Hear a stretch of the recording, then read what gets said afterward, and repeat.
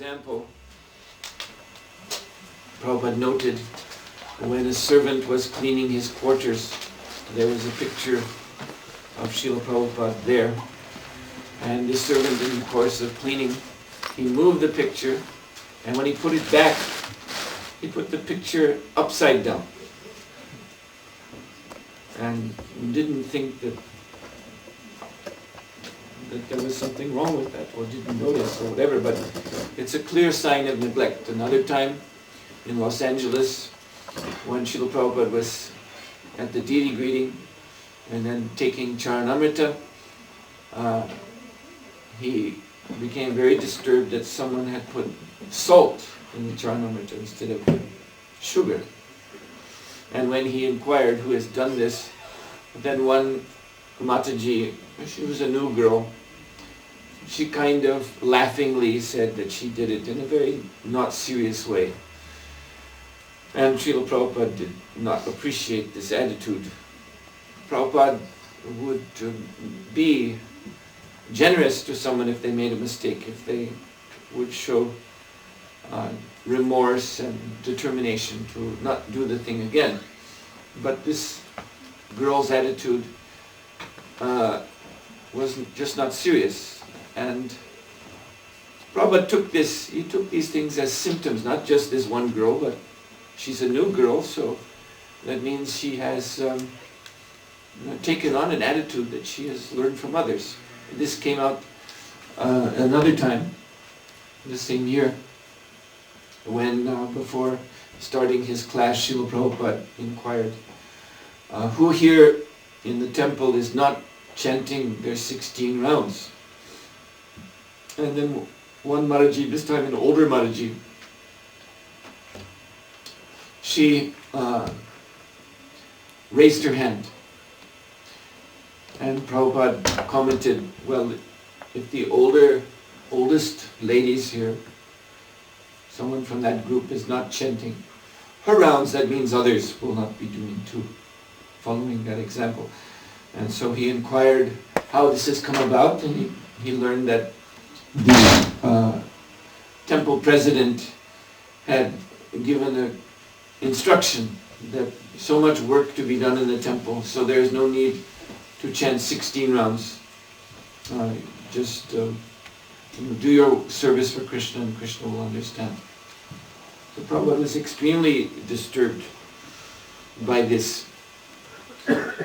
Also the same year, the ISKCON Press, this was before the BBT, so the publishing house was called ISKCON Press.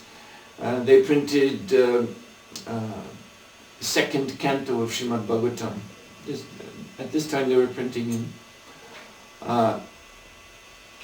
small segments in paperback sections.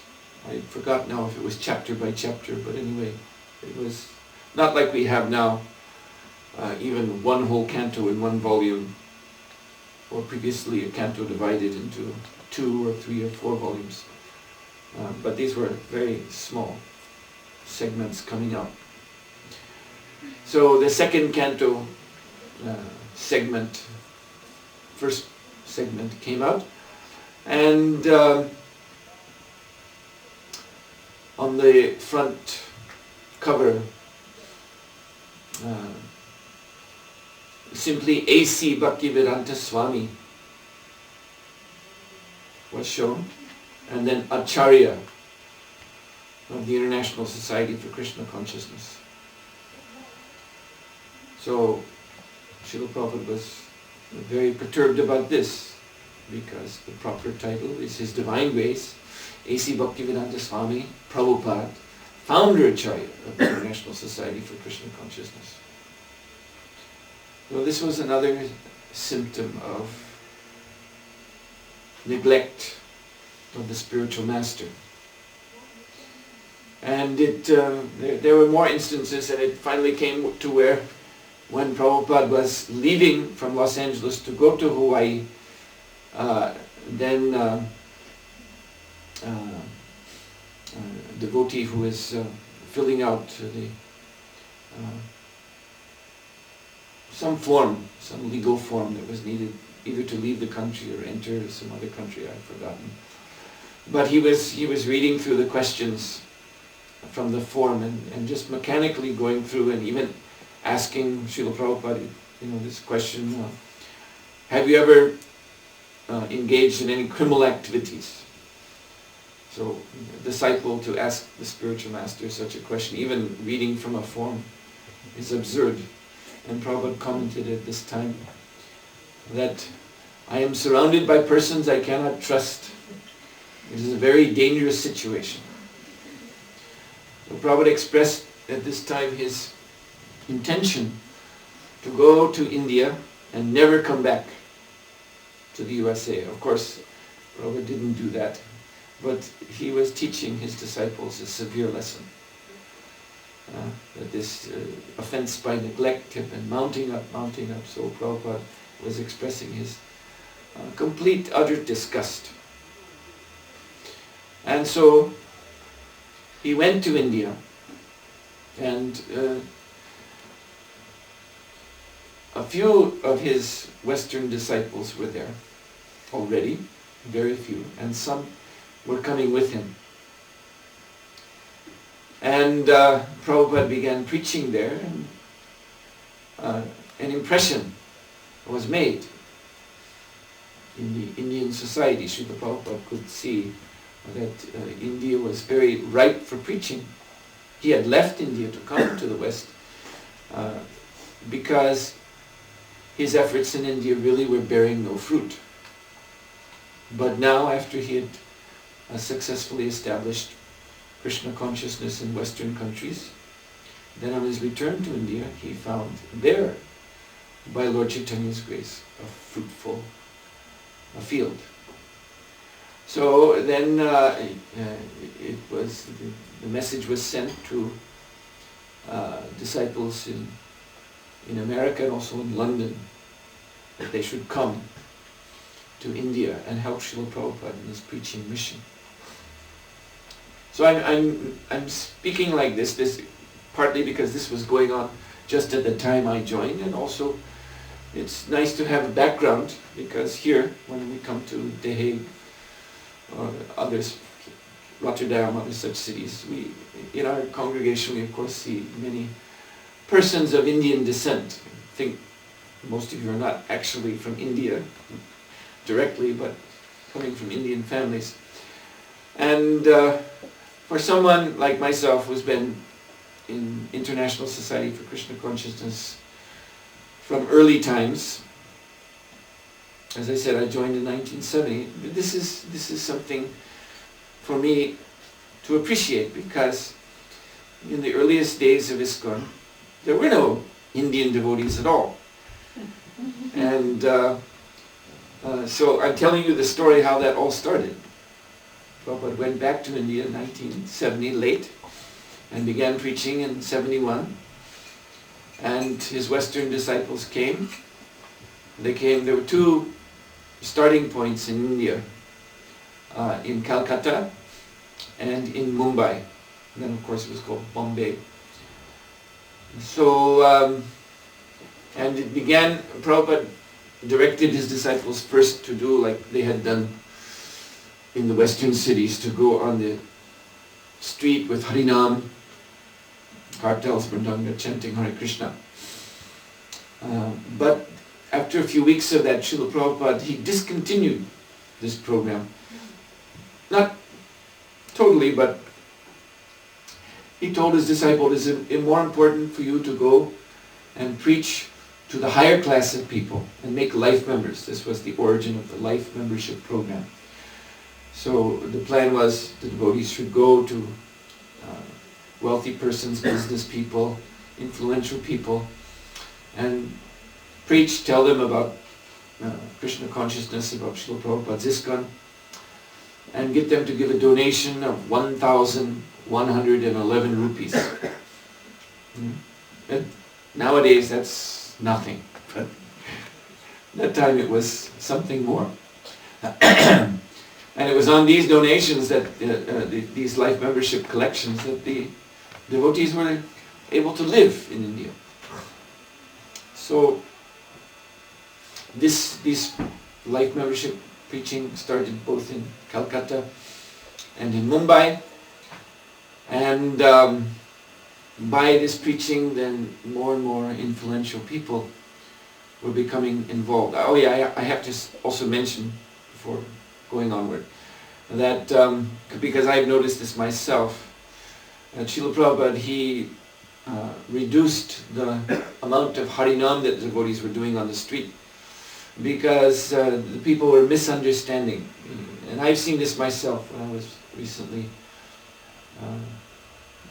in Maharashtra about less than a year ago.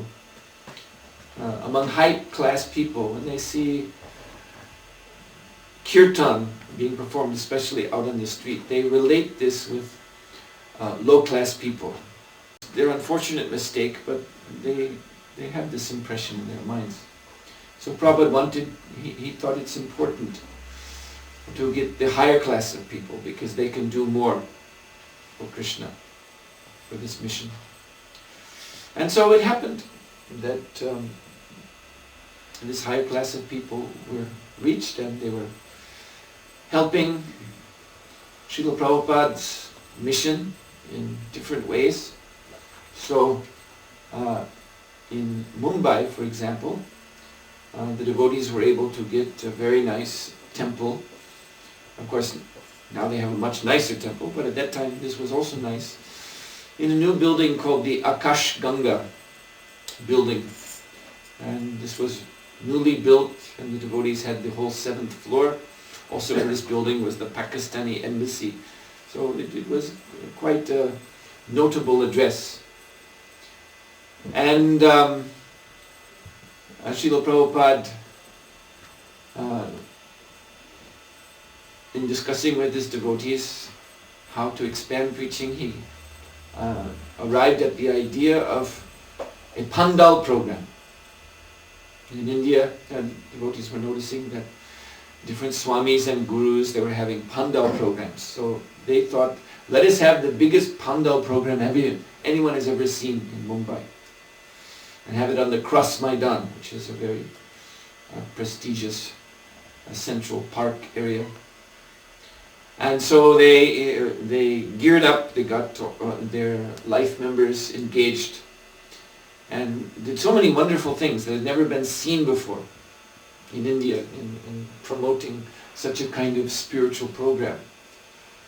At Cross Maidan for several weeks before, they arranged with one life member to have a huge balloon, big balloon, filled with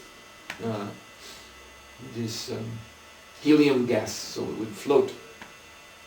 And it was suspended by rope some 200, 300 feet above the earth. And there was an electric light sign on this balloon. Kept flashing, Hare Krishna, Hare Krishna. So all over Mumbai they could see this. They arranged to have what's known in India as hoardings, or billboards in other words. Big signs like you see if you go to Mumbai, big signs are there advertising cinemas and other such things. So one of Srila Prabhupada's first Indian disciples was a Parsi. He came from the Selway family, and they were very big advertisers in Mumbai. So he was initiated as Mahamsa Das. And so through his family he had these posters, billboards, huge, advertising the Hare Krishna Pandal program at Cross Maidan. They also got, through their connections, one 7-story building in downtown Mumbai to have painted on the sign, on the side, Hare Krishna, in big letters up and down. So the whole 7 stories on the side, Hare Krishna Mahamantra was there. So in this way, tens and tens of thousands of people came to this Cross Maidan Pandal, which was originally planned for 11 days, but it was so popular they had to go overtime. So this was the first big splash in India. And Srila Prabhupada's vision for this Pandal program also was unique and revolutionary. Because as I said, this was not a Pandal program for some Swami Guru, that was known. But what it meant is that Swamiji would come and give some dry lecture, about Vedanta or something, and then just go. So people would sit and hear a lecture, and that was it. And they would feel, of course, purified having heard a sadhu, but it didn't really engage anyone, you see, just sitting and hearing. So Srila Prabhupada's vision was like his title, Bhakti Vedanta. There should be philosophy, but there should also be bhakti, the process of bhakti yoga. And that means, of course, kirtan and also deity worship. So this Cross Maidan program, first big program in India, in this central park of Bombay city, in big tent. This was much more than just a gathering for a lecture. It was actually a temple. Srila Prabhupada had, in this big tent, he had not one but two sets of Radha Krishna deities. And they were fully installed, and there was 7 offerings a day with prasadam, feast prasadam for the deities, and then for distribution being cooked. And regular artis with kirtan, everything going on. And you may ask, why 2 Radha Krishna deities? 2 sets. And that story is also interesting, in that since 1969, in Australia, in Sydney, devotees, there had been a Hare Krishna temple, but the kind of very, beginning sort of scale. The devotees really didn't know too much, but they were sincere.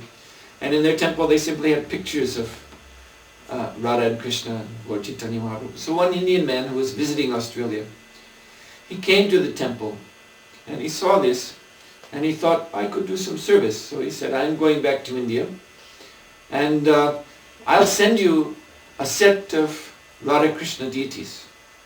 And these deities are there in Australia now, Sri Sri Radha Gopinath. But this is an interesting story.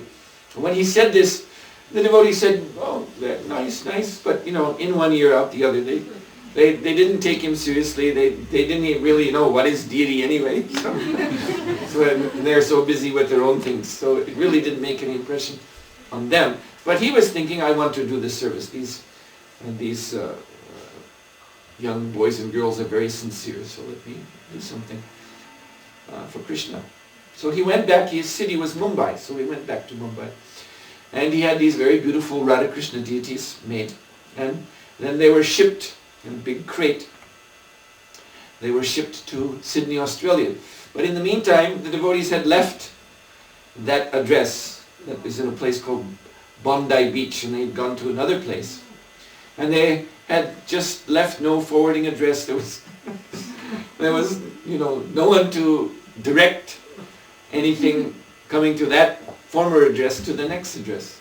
So the deities actually were delivered to the old address of the temple, and the people who were living there then, we don't know anything about this. We don't want these boxes from India. And so then they were taken back. The trucking company took them back to the docks, and they were kept in storage waiting for someone to claim. There was no, they had no information where these persons are, to whom these deities should go. So finally what happened is that they were returned to sender.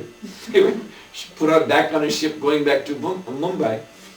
And so this Indian gentleman, he was shocked to see one day the deities being brought to his door. And he was wondering, oh, what does this mean? And I tried to do some service for Krishna. Has Krishna rejected? Now these deities are on my doorstep. What am I going to do with them? But it just so happened that he also saw this advertising, Hare Krishna, all over the city. cross Maidan. And so he went there. He went there and he met Srila Prabhupada. And he said, Srila Prabhupada, I have Radha Krishna deities. I don't know what to do with them. I wanted to donate them to your Sydney temple in Australia. And Prabhupada said, well, bring them now. And they were installed right there. They already had one set of Radha Krishna deities, so this was a second set. So in this way, full puja, really full puja, to Radha Krishna deities were going on, and kirtan was going on, and prasad preparation and distribution was going on, as well as Srila Prabhupada giving lectures from the stage. So this had a tremendous impact on the Indian people. This was something they had never seen before, and those whose hearts and minds were a little clear could understand that Srila Prabhupada was different from all other gurus that they had ever seen. And this was actually the intention of his Western disciples. They had worked in such a way to make this program, all this advertising, because they wanted Srila Prabhupada to be recognized in India as the king of all gurus. And so it was a success. And speaking of this impression, you can tell another, this is not concerning Mumbai, but this was also around the same time when Prabhupada, in the very beginning, was touring. He was touring different places and preaching with disciples. So this would have been around the time that I'm describing, maybe a little bit later. So Prabhupada went to a place in Maharashtra called Wardha. And at Wardha there was a famous disciple of Mahatma Gandhi, Vinoda Bhave. He has passed on, but he had an ashram in Wardha, and at that time in India, he was the foremost proponent of Gandhi's philosophy. Actually, in India, really they don't care for Gandhi, except as a statue, but his philosophy they don't follow. So he was trying to keep up the spirit somehow. He had his ashram, and they were living according to the teachings of Gandhi, making their own cloth and growing their own food, and like this. And Gandhi, he may have been a politician, whatever, but he was devoted to Bhagavad Gita. Evening, this was his practice. So this Vinoda Bhave, he carried on this tradition. And he had disciples who could recite the whole Gita from heart, and this was sort of their sadhana, their spiritual practice that they did. So a program was arranged for different Swamijis to come to Wardha and speak on Bhagavad Gita. And Srila Prabhupada was one of the Swamijis who was invited, and the others were, of course, more or less Mayavadis all. So Srila Prabhupada's presentation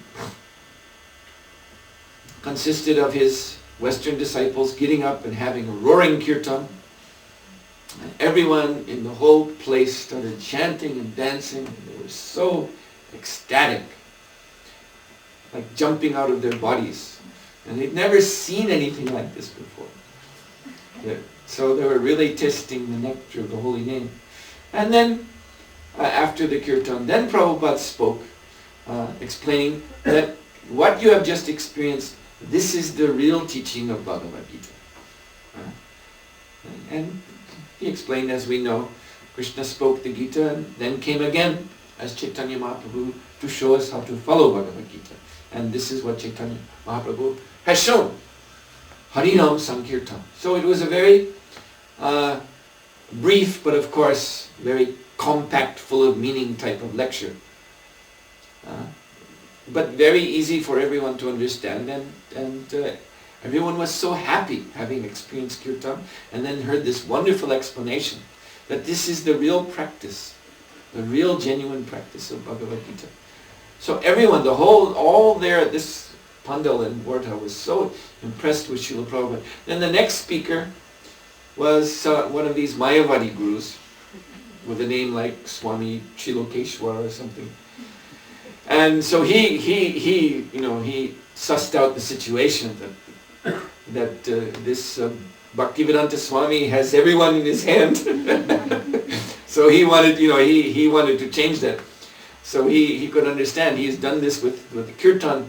So then he tried to lead everyone there in some Mayavadi kind of kirtan. And so he began to chant Sat Chitananda Vasudevam Sat Chitananda Govindam Om Tat Sat, like this.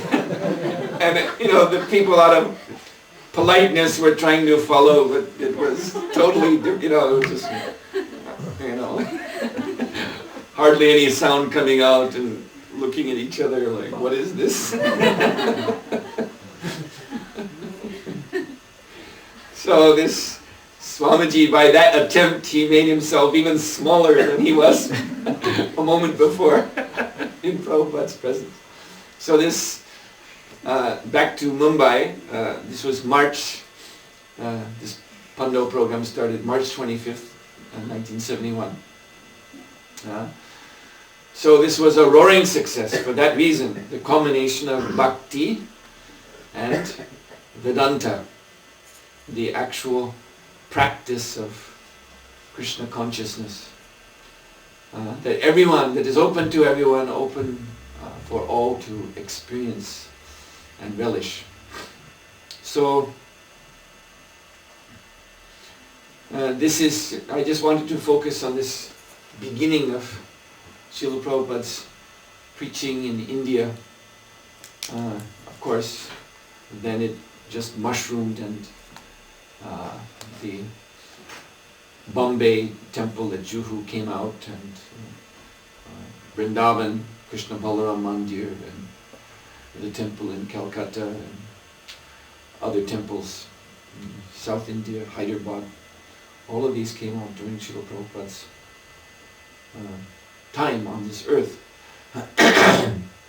But we see the beginning of the preaching in India apparently was because of Srila Prabhupada's dissatisfaction with the way his Western disciples were dealing with him. But we see how Srila Prabhupada, he was so expert too. He gave that threat, I'm going to India and I won't come back. But what he did was he went to India, and then he was sort of like proving to the whole movement in India and in the West who Srila Prabhupada really is. You see, Prabhupada went to India and he just knocked over all the other gurus. Just knocked them down like bowling pins. And made such a, transcendently dramatic impression on the Indian population. And all of these, as I said, Prabhupada's vision for the high-class people. So they were all coming to him. And now we have in Mumbai Srinathji, who is a disciple of Radhanath Maharaj. So he was a very young man. He's from the Mafatlal family, which is one of the big industrialist families in India. And so his father and mother, particularly his mother, was very taken with Srila Prabhupada. And they were bringing Prabhupada to the house with his Western disciples. Now, Srinathji, at that time, he was a kind of young, puffed up, educated person, and he was under the sway of a Mayavadi guru, Chinmayananda. And Chinmayananda did not like Srila Prabhupada. And he used to criticize Prabhupada to his own disciples. So all this poison had gone in Srinathji's ears. So he was very, you could just imagine Prabhupada in their very nice palatial house with his Western disciples, and his mother and father very submissive and rendering service and eager to hear from Prabhupada. And he's standing, off in the corner with a black face. What is this going on? And trying in any way he can to make some sharp remark or, to introduce some opposing idea. But he couldn't do too much because his mother and father, at least that is still there in Indian society, respect for mother and father. So he couldn't say too much, but he was thinking so many things. And so one thing he that really set him off in his mind was when Srila Prabhupada was introducing Jai Pataka, who was that time was a brahmachari. And I'm not even sure if he was initiated at that time. He may have been Bhakta J. I'm not sure. Or at least just Jai Pataka Das Brahmachari. And he was just a young boy. He had come to India. He was still in his teenage years. Maybe 16, 17 years old. So he just looked like a little child. And Srila Prabhupada, there in this assembly to mother and father, Mr. Muhammad Lal and his wife, was introducing, here's our young Bhakta Jay or Jai Pataka. And he introduced him in this way, he is an eternal associate of Chaitanya Mahaprabhu. A very special soul. And then Prabhupada said he needs to stay here in India, but he's coming from America. I would like him to be an Indian citizen, so he can stay here permanently. So then Prabhupada said to Mr. Buffett, well, could you adopt him as your son?